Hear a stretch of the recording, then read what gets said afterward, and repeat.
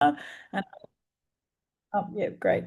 Um, I'm interested in materiality, in how we interact with objects, and how objects sort of help us build relationships between ourselves and the place we live in, and how we can bring in, I guess, previous knowledge from either ancestral knowledge or just previous knowledge from previous places that we lived in into our current practices. Um, RK Collective is a sort of a very newly established design collective, pretty much 1 year now, so not far. Before that, I have worked in design consultancies and in-house roles and consulting. I'm also an educator at UNSW Art and Design, both in Bachelor and Master of Design. But RK Collective sort of works generally, most of our work is consulting on different projects. That could be a product design, a classic product innovation project. It could be running a co-design initiative. It could be just figuring out what to do before you even start designing. And what we really focus on is to make sure that the principles of design for sustainability and social impact are not just an optional add-on; they're integral to our process. So we work with clients who want to sort of bring in those practices into what they create, or if not, we sort of try to help those clients sort of come on board and make sure that those practices are embedded in what they create as well. What I'm going to talk about today is a project called Crafted Liberation, which is an ongoing project. I don't see an end to this project just yet. It started in 2023, purely from, I guess, a personal experience, and it started purely as a self-initiated sort of project, just to um, I don't know, just to heal. And I sort of take you through why I say I use the word healing, but going back to what Jax mentioned before around trauma informed design practices, I think this is one of the projects that I never planned on doing in this way, but it just happened to happen in a certain way. And I know when I really look back at it, it really came from a place of trauma and looking for a way to heal.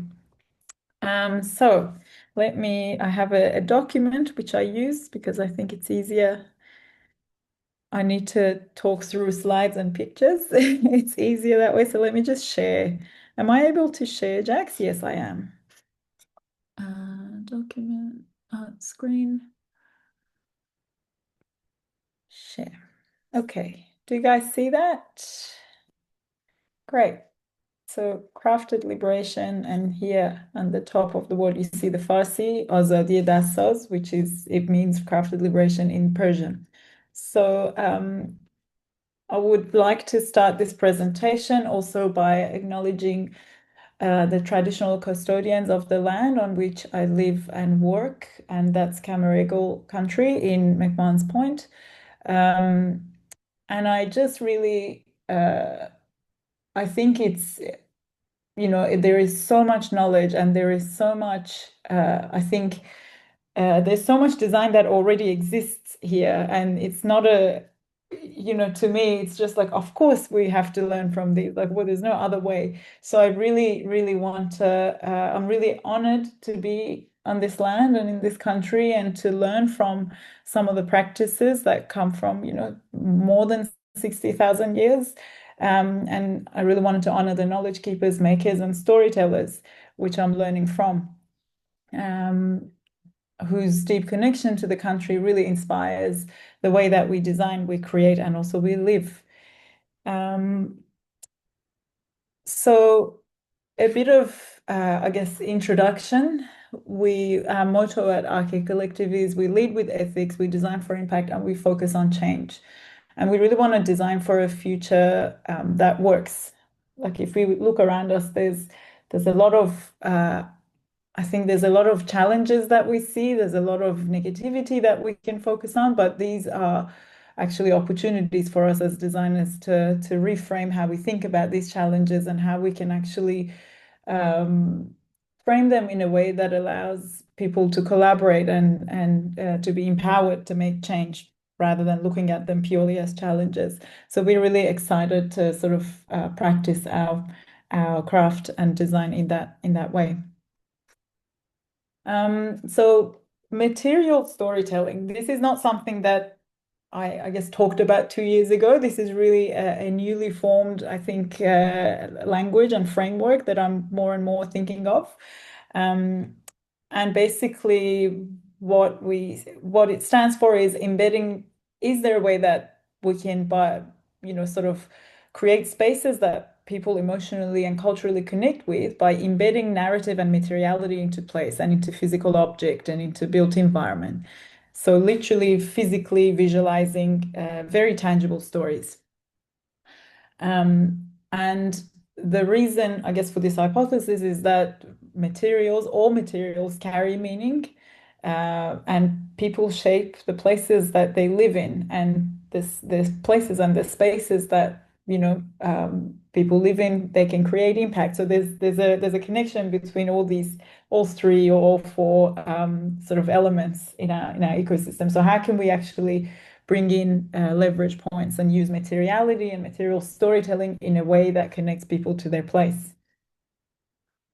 So Crafted Liberation started in 2020. The idea came about in early 2023, so April 2023. And the idea was to collect the unwanted headscarves of Iranian women globally and turn them into stadium seats.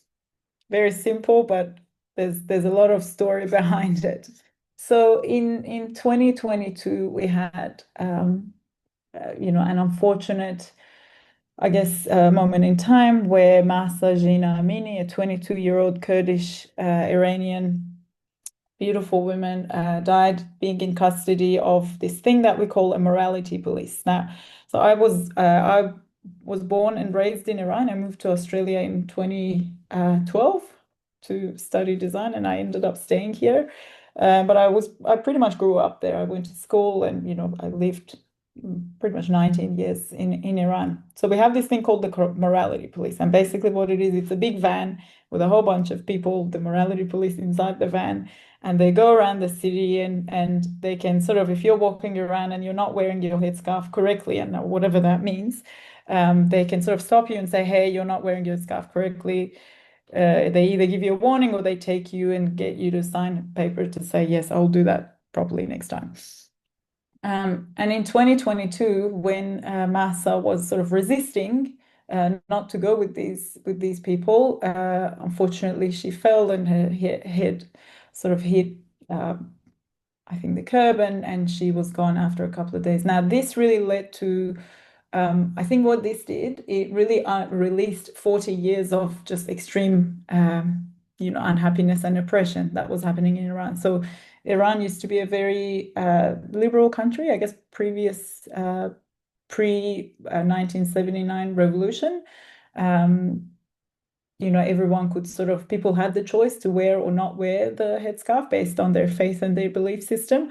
However, after the revolution with the new sort of Islamic regime, the headscarf became mandatory overnight. So there's been 40 years of, I guess, pressure building up, and after this incident, that all of a sudden just released, like everyone came to the streets and started protesting, and then we had the Women Life Freedom revolution happening in Iran. Now, in Iran, people had the chance to go on the street and to protest, which was extremely, extremely dangerous and risky to do, but a lot of people did. Now, what happened is within the diaspora, people who were living outside of Iran, obviously they really wanted to contribute, because you're all of a sudden feeling very guilty and very hopeless, and like, oh my God, like my friends are going to the street, and my sister's protesting, but I'm just sitting here doing what? Nothing.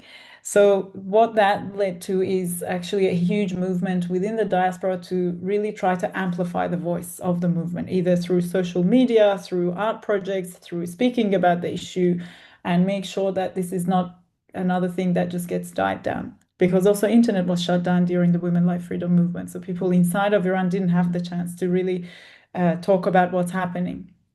So all of a sudden the diaspora and the Iranians within Iran decided to, join forces and make sure that, they're fighting together. So it was a very, I think, difficult time for the likes of me who live, I don't know, 24 hours away from our country. And what we started doing is then really look for ways of healing and ways of contributing. So, I started one day, I was literally sitting and thinking, okay, what do I do? What's my skill? What's my job? I make things. I'm an industrial designer or a product designer. I know how to manufacture. I know um, how to sort of play with materiality. And I thought, okay, why don't we actually, bring in the skills of a product designer in order to protest? And how can we do that? Years ago, I worked with a Australian fashion brand through my other jobs, doing an initiative looking at how do we recycle textile in their in their supply chain and using that textile in manufacturing of rigid goods, so like molding it and compression molding it, etc., etc. So I had a little bit of knowledge around textile waste recycling in the back of my head.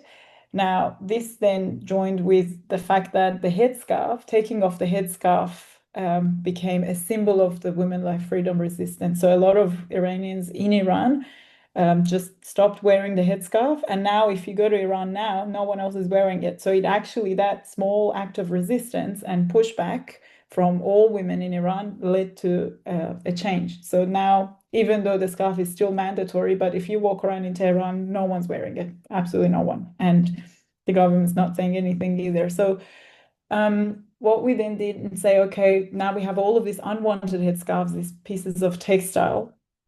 Is there anything that we can do with these? And we thought, okay, let's collect these globally and let's then turn them into an object that is today an oppressive object, but actually by doing that, we're visualizing a future where we're creating our own freedom. And we picked out of, brainstorming, okay, what objects do we make? Do we make a musical instrument because you can't sing in the public, you can't have a, public concert? Do we make, I don't know, a mirror because you have to change who you are from home to like when you're going outside? And we ended up picking stadium seat. And stadium seat because today Iranian women are not allowed to go to a public stadium together with men and women to watch the games. But also it has a nice contrast. It's actually an object that unifies people. It's meant to bring people together. It's meant to allow people to celebrate their national identity and their achievements as a country. So we thought that's a beautiful contrast, but also it's from a materiality perspective, if we look at historical molded seats, a lot of them were made of fiberglass, so fiber-based composite. So we're basically actually following a similar manufacturing process. We're just, instead of glass fiber, we're using waste textile. Instead of resin, we're using waste plastic. So it really had a nice through line. So we ended up then coming up with the name Crafted Liberation because we are crafting our own liberation with our own hands. And through a sort of a process of R&D, working with a local R&D supplier specializing in carbon fiber and fiber-based composite technologies, we managed to create this new material and new manufacturing process where we can turn the collected textile and waste plastic bags into these chairs. And the nice thing about the chairs are that each seat is very much unique based on the scarf that's used in it. It's unique, it has a different shape, sort of slightly different form and color and texture and all of that. And it really is literally telling the story of a person. And every woman gets a seat. And by doing so, we are now reclaiming our space. We're not just telling a story, but we're literally saying that, well, you don't let us in, we just make our own space. Thank you very much. That was like all the intention behind it. Through doing this, again, like this really started as a completely self-initiated project. There was no commercial outcome in the end. There was no, I think, there was no client. So we could we had the freedom to sort of run at a pace that's suitable to us and really experiment and take a lot of risk. What it did, it really created this invisible sort of network of people that are now connected globally through this community, and women who are able to protest and to say that they're not happy with what's happening without showing their identity, without going on the street and putting their life in danger. And through this act of creation, like collective creation and making of these really colorful things. So it becomes from a story of oppression, we're now, I guess, transforming that narrative into a story of creativity and colorful things and beauty. We collected, so in 2023, we created just a few prototypes, I think like five prototypes, really early prototypes, and we applied to exhibit at Dutch Design Week in Eindhoven, and we got the exhibition, and we went there with just not thinking too much about the whole project, but the amount of attention it got at Dutch Design Week, it sort of let us think that, hey, this actually has merits in order to create a huge impact beyond just an exhibition. Like we had the mayor of Amsterdam traveling to Eindhoven to come and see the project, which was it sort of like helped us think, oh wow, no, we're onto something. Let's explore this further. And then in 2024, early 2024, we managed to get a grant from the Australian government, Creative Australia, to to actually develop this further, meaning that creating molds and R&D processes in a way that the chairs become a bit more functional and usable, so we can then put them in public spaces if we get to that point.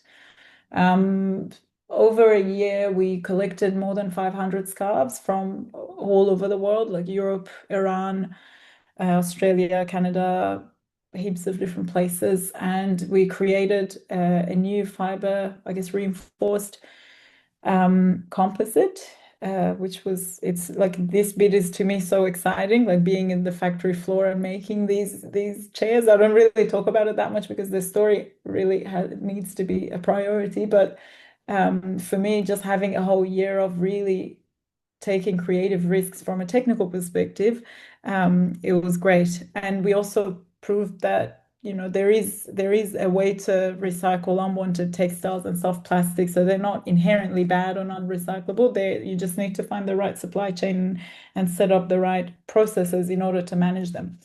And why not use this as a chance to, tell the story of the provenance of that piece of textile. Now, in this case, it's our story of Iranian women, but you could really apply that framework to any other context because textile as a woven substrate, there's so much cultural and historical references around communities working with weaving and textile making to tell, their stories. And now we're doing that in a I think modern 21st century like circular way. So after sort of last year's R&D and development, then we had much better usable seeds that we could then really take and create these small activations. So we had an exhibition at Australian Design Centre. We went to Indonesian Contemporary Art and Design. We went to Berlin Design Week, and we've also been doing a lot of storytelling online. So we've been using our Instagram page, which I've posted in the chat here. We've been using that as a platform to really make sure that all the voices are heard. It's not just the story of making chairs, but actually the voices behind the project, the women who donated, the quotes from the women who didn't want to disclose their identity, and making sure that we're really, we're doing justice to the storytelling side of things. And I've also been experimenting with this framework that I heard from my colleague from narrative therapy, which is something that I heard from Tasman Monroe. I'm not sure if you guys are familiar with Taz. So Taz is a huge inspiration I really follow the way he practices and what he does. I see a lot of synergies. So he introduced me to narrative therapy, and I've been sort of trialing it through a couple of sessions that we ran called Storytelling Circle. And through these sessions, they basically just community coming together, and through sort of softly applying this narrative therapy, then we go through a sort of a sharing session and trying to then transform this story of oppression and sadness and being, killed and being oppressed into creativity and collective resilience. And it's actually been like these sessions are magical. I don't know how they happen so beautifully. There's every time we ran them, there was really this magic in the air. Um, and we also made it to a lot of major, I think, um, media, a lot of exhibitions picked up the project to showcase. So we're now at IKEA Museum as part of a 10-month long exhibition on women in design, which is really exciting, and really now trying to sort of work with public institutions, cultural institutions to see if we can actually get these into place and place them in places where people can use and interact with, because that's the one of the biggest things that we learned from our first exhibition in Dutch Design Week. We learned that the fact that someone can come and touch this tactile surface that is literally a direct story of a woman in a part of the world, that was really like the connection that was made there was really, really interesting. Like the way people engaged with these chairs and the way they were like, oh my God, can I touch this? Like, yeah, it's a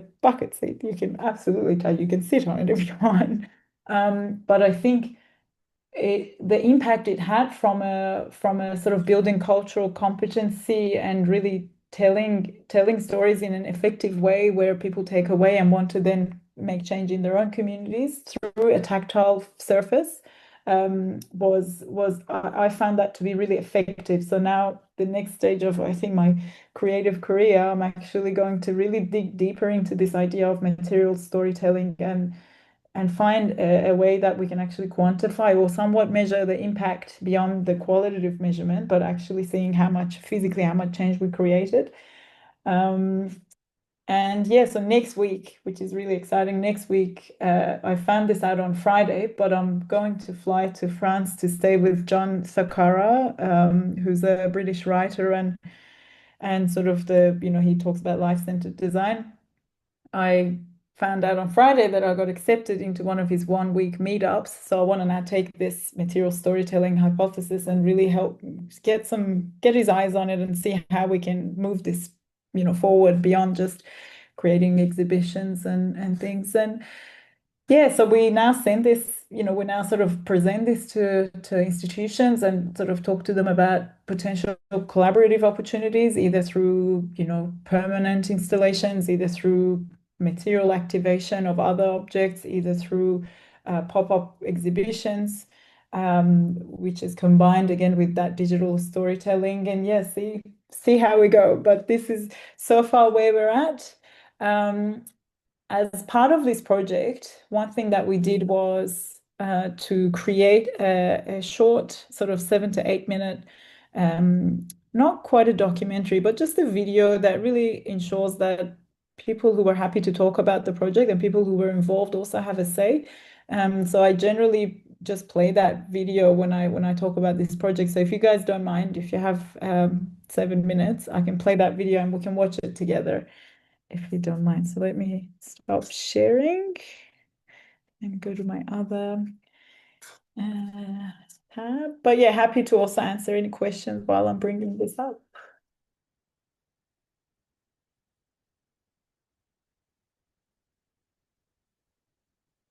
Okay.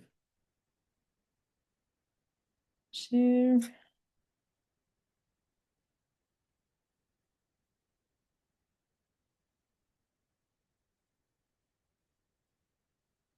Crafted liberation redefines symbols of oppression. Can you guys hear this? Yeah, okay. Into icons of beauty and empowerment. So the seat that you see behind me is made from this scarf. Iranian women worldwide joined together, donating their unwanted headscarves that were once forced upon them, transforming these into seats of hope, resilience, and empowerment.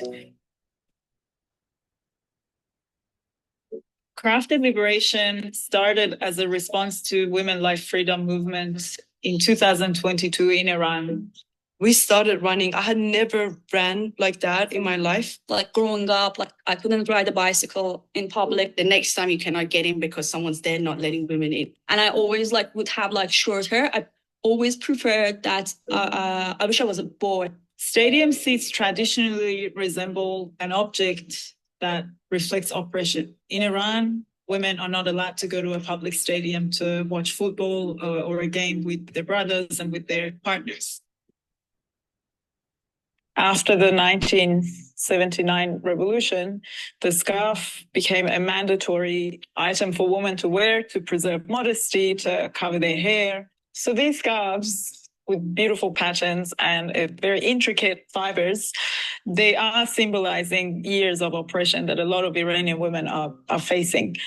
But I think the women of Iran have this very unique sense of creativity. And I think what they've really done is turning this symbol of oppression into a way of expressing themselves. So by picking these very colorful patterns, by making this a gorgeous accessory that you might wear when you're going out with your friends, I think they're turning around that oppression that they have to live with into a way of self-expression, a way of expressing their beauty and our country's beauty. It's really exciting to really receive these amazing pieces of textile and having this chance to turn them into an object that also symbolizes a future of hope. So one of the things we do is really to curate the pattern on the scarf in a way that really tells the story of the woman who donated this scarf.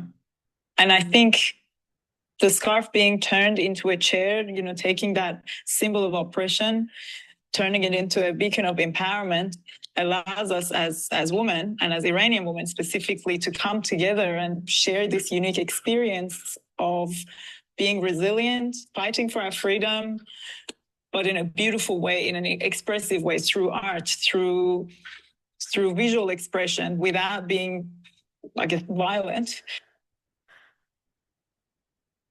Hi, I am Chris. My name is Nila. And together we are RK Collective. Crafted Liberation was the very first RK project that Chris and I worked on. And it really started as a project purely to address a social issue that's very close to my heart, being an Iranian woman. So we wanted to start something that gives agency to those who are oppressed. And we really wanted to co-create this experience with Iranian women globally together. We sent a call out on social media and through word of mouth and asked all Iranian women to donate their unwanted headscarves with the goal of turning them into seats for a stadium space, which they are currently banned from entering.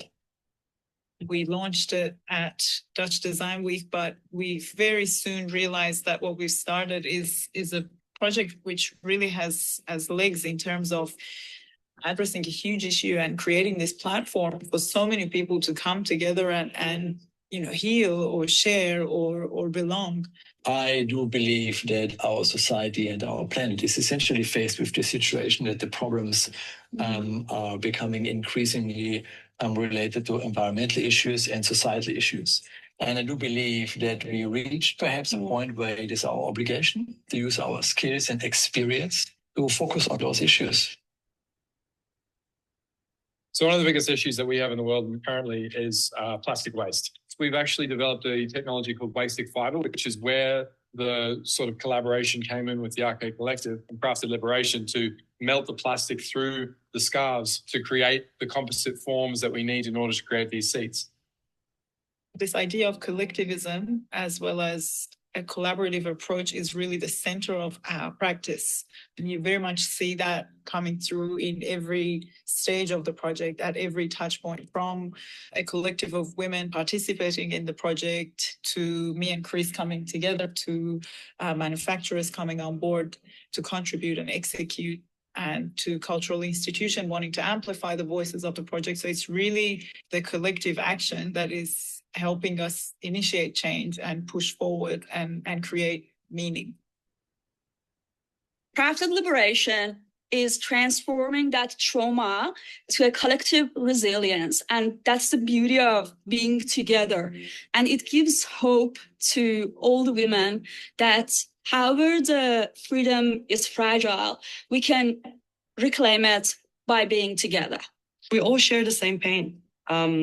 We're all deeply rooted and connected. And that's why you see the harmony, because we all been through it. And this is us coming together. It naturally happens. Like, it is not shouting any revolutionary thing. It's very implicit. So you would become curious to know what is this story, what is the concept behind it. We almost have, a social contract now with these women who are really wanting to tell their story without, showing their face, showing their identity, but expressing themselves through the beauty and the fibers that we see here. At the end of the day, it's a simple chair. It's just the chair. But when you look at it and when you understand what it's made of, every single one of them tell a unique story of someone who decided to go to the post office and send us a scarf.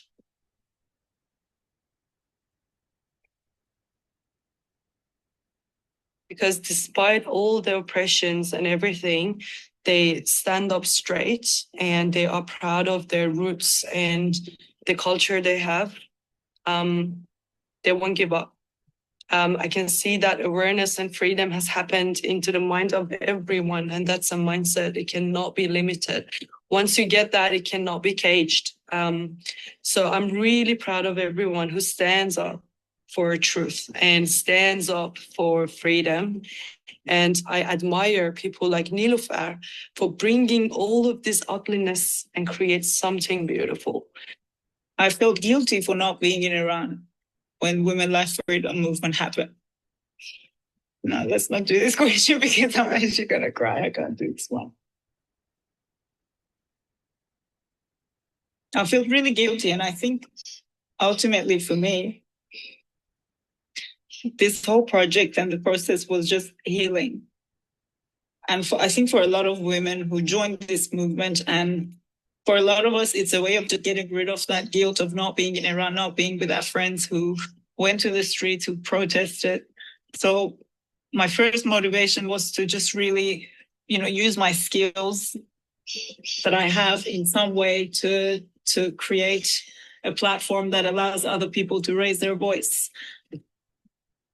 You get silenced, but again, you're not really silenced, because whatever's in your head, whatever the seeds in your head, you cannot kill them.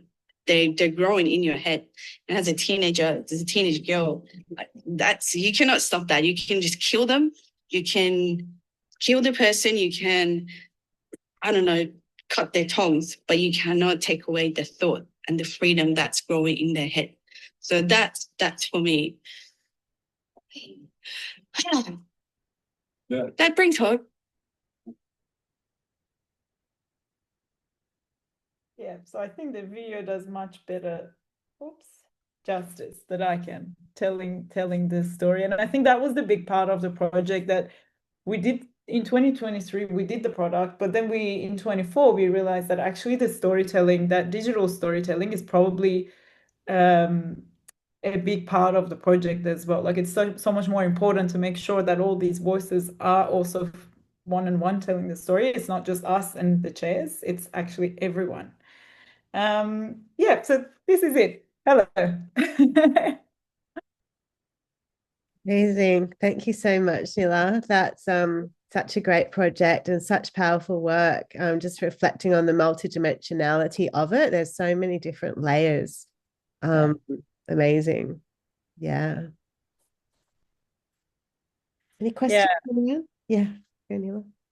Oh, Nila, that was incredible. There's so much to love about the project and your work in general. The collective action, the technical and material innovation. The seats are beautiful objects, cultural connections and the storytelling. But what I think really, really stands out to me is that vision at the core of just giving every woman a seat. I think that's so powerful yeah. I have a question as well. Yeah, go for it.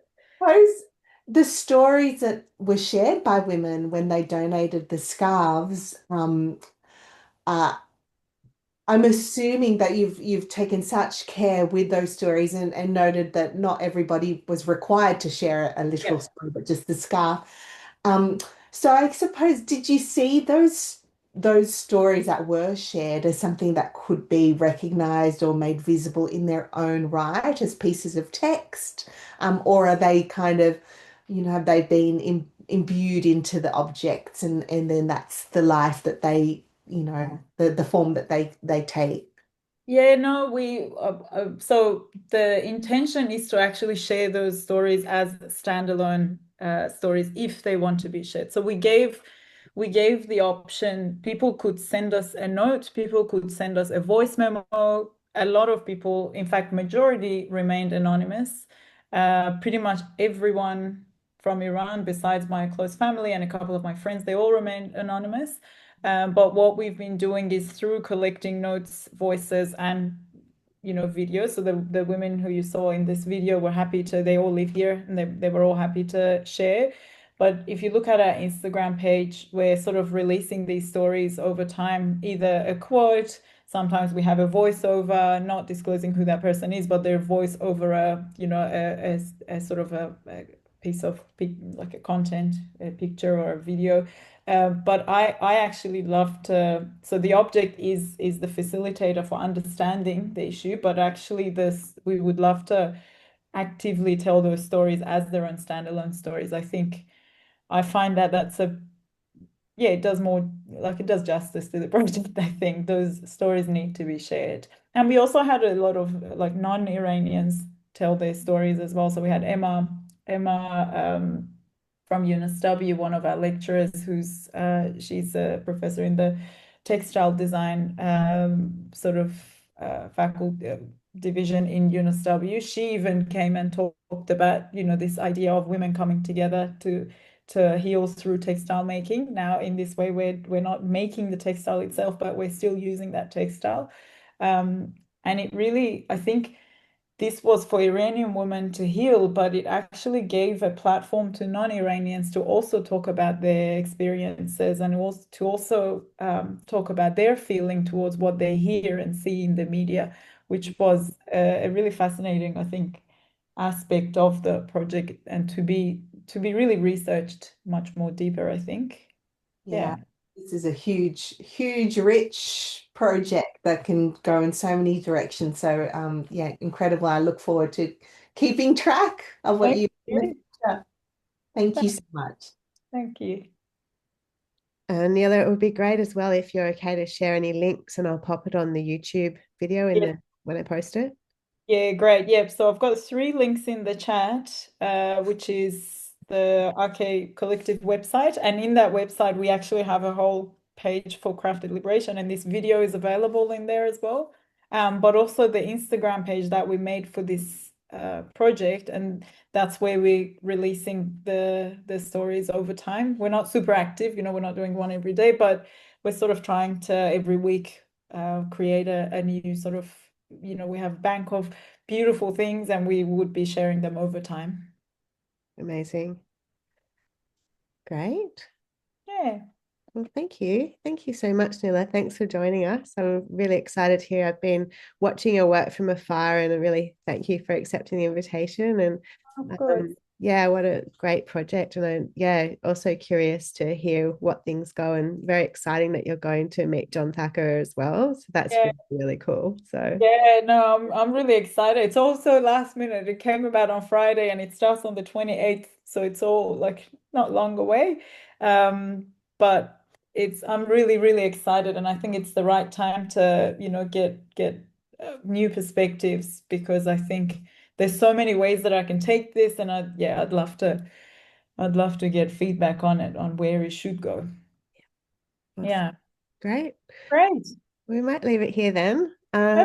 Thanks everyone for joining, and thank you again, Nila, and I hope everyone has a wonderful day. I'll post the video fairly soon and share it. So yeah, Thank you so much. see you. Thank you. Bye.